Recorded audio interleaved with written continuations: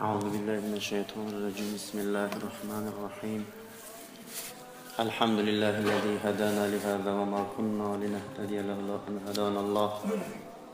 رب اشرح لي صدري ويسر لي أمري واحلل عقدة من لساني يفقهوا قولي وأفوض أمري إلى الله، والصلاة والسلام على سيدنا وحبيبنا شفيعنا ومولانا محمد صلى الله عليه وسلم وعلى آله وصحبه وسلم. اما بعد، السلام علیکم و رحمت الله و برکاته. سوره زلزله یا زلزال، یعنی که سوره اذا زلزلت، در مدینه نازل شده است، دارای 8 آیت است. سبب نزول سوره اذا زلزلت همین است که کافران و مشرکان دائم به زبان تمسخر و پیغمبر میگفتند که ایان یوم القیامه، یعنی کدام روز است او روز قیامتی که تو ما را میترسونی، از آن گفته سوال میکردند. خداوند تبارک و تعالی در این سوره از احوال قیامت با خبر کرد پیامبر صلی الله علیه و آله را، و نه از وقوع آن که وقوع آن خاص نزد خدا معلوم است. فرمود که اذا زلزلت الارض زلزالها، هر وقتا که زمین به شدت لرزانده شود، یعنی که زلزالها از حدی، یعنی که تصوری ما و شما بیرون است که چند مقدار خداوند او را می لرزاند. یعنی که این در وقتی می باشد که یعنی که این نظام دنیای ما و شما برهم می خورد.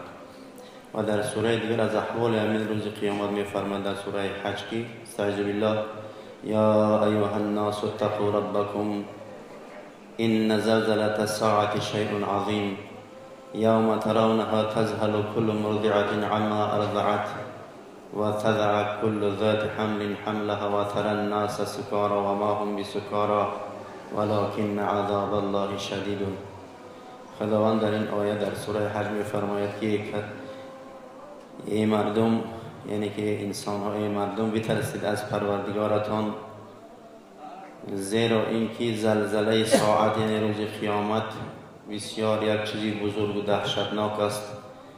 روزی است که میبینی تو که یعنی که زنهای شیرده فراموش میکنن او کودکاشون، یعنی که فرزندای شیر خرندش رو فراموش میکنن، و زنهای حامله یعنی که حملش و بیرون میپرتان از ترس و وهم روز قیامت.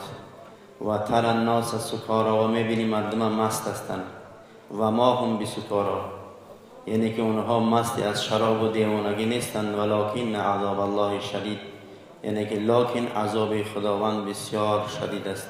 از ترس و وهم روز قیامت اونها به مانند مست بیهوش هستند میگه. و دیگر جا میفرماید و ان الساعة آتیة لا ریب فیها و ان الله یبعث من فی القبور، و بیشک روز قیامت آمدنی است، نیست شک در او، و هر آینه الله تعالی یعنی که زنده میگرداند کسانی را که در قبر هستند. کسانی که در قبر هستند هر آینه بیشک خداوند آنها را در این آیت میفرماید که زنده میگرداند. و قیامت میفرمایند که 3 نوع است: قیامت شخصی، قیامت قرنی، قیامت کلی. قیامت شخصی همان است که کدام انسانی که از دنیا میگذره الک قیامتی او قائم شد. پیامبر صلی الله علیه و آله میفرماید که من مات فقط قامت قیامته، کسی که مرگ بر سراغ او اومد به تحقیق که قیامتی او قائم شد، یعنی که به مرده های 10,000 ساله ها و 10 مثلا چی ها برابر میشه دیگه او انسان، قیامت او شخص قائم شد دیگه الک. و دیوم قیامت قرنی است که هر 100 سال پس انسان ها همه او انسان های دنیا یعنی که نابود میشن و انسان های نو به دنیا می آیند هر 100 سال پس. این قیامت قرنی. قیامت کلی قیامت است که حضرت اسرافیل سوره میدمه، یعنی که مردم چیکار میکنن همه فنا میشوند، و در حالتی که سور دیوم میدمه باز در سور دیوم مردم باز زنده میشن. امورا یعنی خداوند در اینجا فرموده است که اذا زلزلت الارض زلزالها، اشاره بر این است که زلزله زمین جنبی میگه در پایان کار جهان و بر هم خوردن نظم کیهانی و در هنگام قیامت است. و اخرجت الارض اثقالها، و خارج میکنه میگه زمین آنچه را که در شکمش است، یعنی که در درونش چیزی از خارج میکنه، از مرده ها و گنجینه ها و دفینه ها بیرون میفعنه. این کار میگه در نفخه دوم، یعنی دوم بار که خداوند نفخه را دمید، اما دوم بار چیکار میکنه؟ همه چیزش از درونش خارج میکنه. بعضی ها میبینن بس اون چیزهای طلا و نخره ها را یک خیلش میگه که من برای این آدم کشته بودم، برای به دست آوردن این. بعضیش میگه من چندین انسان ها را رنجانده بودم. همه خیل کارا پشیمانی میکنن که وقتی که میبینن دیگه هیچ چیز در کار نمیاد. در دیگر سوره میفرماید خداوند که یوم یفر المرء من اخیه و امه و ابیه. اما روز قیامت روزی است که از جهت سختی و دهشتناکش که انسان از برادر جانی خودش میگریزه. برای چی در این آیت اول برادر آمد بعد پدر و مادر؟ به خاطری که در هر جایی که برادر یعنی که آسیب میبینه اول برادرش به یاری اون میتوه.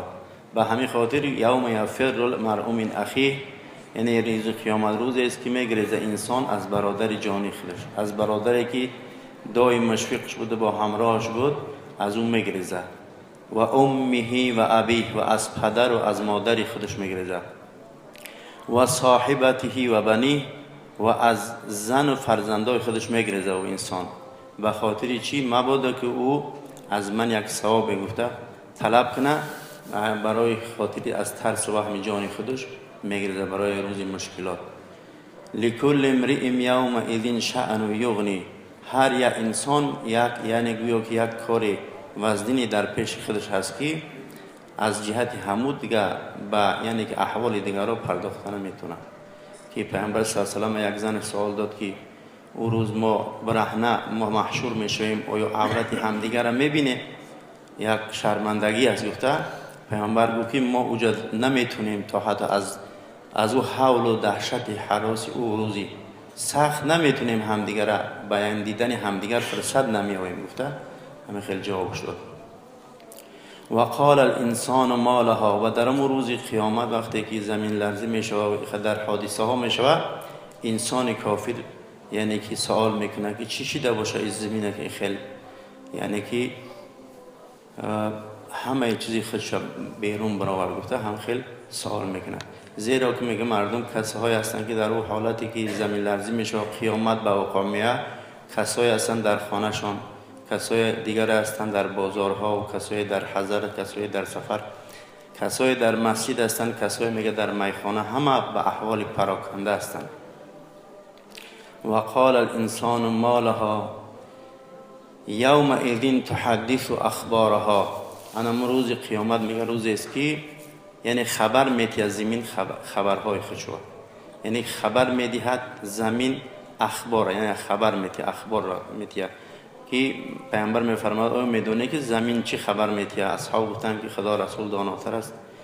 پیامبر صلی الله علیه و آله فرمود که یعنی خبر میدهد هر مرد زنی را که در پشت آن چی عمل کرده باشد، به این طریقه که فلان در فلان وقت در فلان روز بر روی من چنین و چنان کرد. گفته هم خیلی خبر بی ان ربک اوحی لها، به خاطر چی خبر میدهد از این؟ به خاطری که خبر میدهد که خداوند او را وحی میکنه که اگه خبرهایی که جمع کردی و دنوار گرفتی، خبر احوال پراکنده مردم اگه خبر دی لیوروا اعمالهم، تا که یعنی که نشان داده شود برای ما و شما عملهای ما و شما را.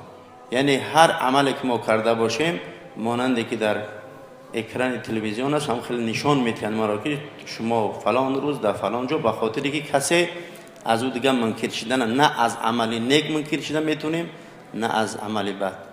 خداوند تبارک و تعالی ما و شما را توفیق دهد که به عملهای نیک عمل کنیم و در روز قیامت از شرمندگی های قیامت ما و شما را نجات بده. تقبل منا انک انت السمیع العلیم.